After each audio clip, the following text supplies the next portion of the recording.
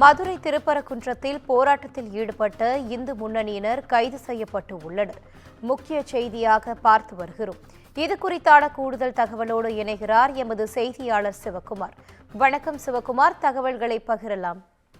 திருப்பரங்குன்றம் மலை உச்சியில தனது உத்தரவின்படி தீபம், அதாவது கடந்த இரண்டு தினங்களுக்கு முன்பு மதுரை உயர்நீதிமன்றம் ஒரு உத்தரவிட்டிருந்தது. என்னன்னு பாத்தீங்கன்னா, திருப்பரங்குன்றம் மலை உச்சியில தீபம் ஏற்றலாம் அப்படின்னு சொல்லி, தீபம் ஏற்றணும் அப்படின்னு சொல்லி நீதிபதி ஜி.ஆர். சுவாமிநாதன் தடை, அதாவது அவர் கொடுத்திருந்தாரு.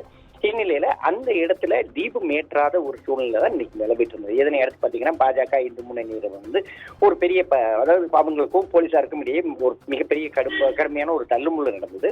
இதனை அடுத்து என்னாச்சுன்னு பாத்தீங்கன்னா, இன்று மாலை தனது தலைமை, அதாவது நீதிபதி ஜி.ஆர். சுவாமிநாதன் என்ன சொல்லியிருந்தாருன்னா, அவர் மிலிட்டரி, அதாவது நம்ம நீதிமன்றத்துல பாதுகாப்புக்கு இருக்கக்கூடிய சிஐஎஸ்எஃப் வீரர்களை அழைச்சிட்டு போய் தீபம் ஏற்றதுக்கு உத்தரவிட்டிருந்தாரு.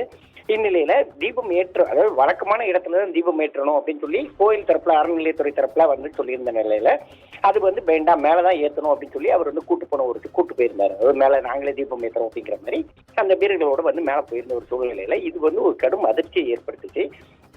இந்நிலையில இதனை கண்டித்து அதை ஆர்ப்பாட்டத்தில் ஈடுபட்டு இருந்த பாஜக மற்றும் இந்து முன்னணியினர் தற்போது கைது செய்யப்பட்டிருக்கிறாங்க.